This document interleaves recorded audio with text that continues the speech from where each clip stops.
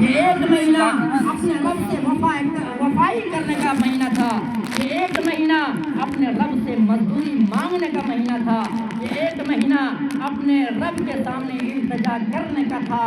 اگر تم ایک مہینہ کم سے کم رب کی بارگاہ میں حاضری دے دیتے، رب کے حکموں پر چل لیتے، ساری زندگی نافرمانی کی ہے، یقیناً نافرمانی کی ہے۔ یہ ایک مہینہ اگر ہم نے روزہ پابندی کے ساتھ رکھا، نماز پابندی کے ساتھ ہم نے پڑھا،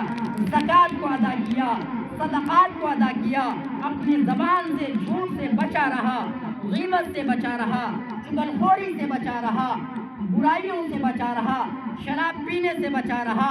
اور بھی جتنے برے اعمال ہیں سب سے بچا رہا، اور پھر جب وہ عیدگاہ کی طرف آتا ہے، فرشتے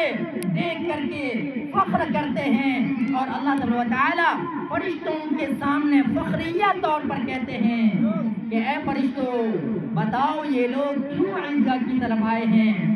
یہ لوگ کس لیے آئے ہیں؟ فرشتے کہتے ہیں اے اللہ انہوں نے مزدوری کی ہے، یہ مزدوری لینے کے لیے تیرے دربار میں آئے ہیں۔ معلوم ہے اللہ تعالیٰ فرشتوں سے کیوں فرماتے ہیں؟ اس لیے کہ جب اللہ تعالیٰ نے انسانوں کو پیدا کرنے کا جب ارادہ کیا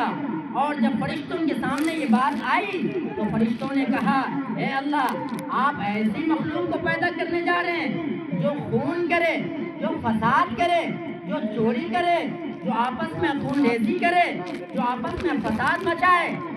اگر عبادت مقصود ہے تو عبادت کرنے کے لیے ہم کافی ہیں۔ عبادت تو ہم ایسے کرتے ہیں، کوئی سجدے میں ہے تو سجدے میں ہے، کوئی رکوع میں ہے تو رکوع میں ہے، کوئی اگر جو ہے کھڑے ہے تو کھڑے ہے۔ آپ عبادت کے لیے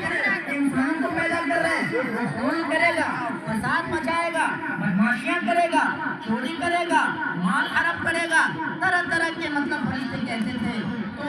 وہی فرشتوں کو فخریہ کے طور پر اللہ تعالیٰ آج کے دن کو دکھاتے ہیں، اے فرشتوں بتاؤ یہ لوگ کیوں حاضر ہوئے ہیں، اے فرشتوں بتاؤ یہ لوگ کس لیے آئے ہیں، کھلے میدان میں کیوں آئے ہیں؟ تو اللہ تعالیٰ کے سامنے فرشتے اقرار کرتے ہیں کہ اے اللہ یقیناً یہ بندہ مزدوری کیا ہے، ایک مہینہ تیری رضا کے لیے روزہ رکھا، ایک مہینہ بھوکا رہا، ایک مہینہ کھڑے ہو کر کے قرآن کو تراویح کے اندر سنا اور مکمل رمضان تراویح کو پڑھا، اپنی جان کو لگایا، اپنے مال کو لگایا۔ اے اللہ تجھے راضی کرنے کے لیے انہوں نے رات کا قیام کیا، تہجد کی نماز پڑھا، انہوں نے جو ہے اپنی زبان سے جھوٹ نہیں نکالا، انہوں نے اپنی زبان سے غیبت نہیں نکالا، انہوں نے کسی پر ظلم نہیں کیا۔ اے مولا یہ تو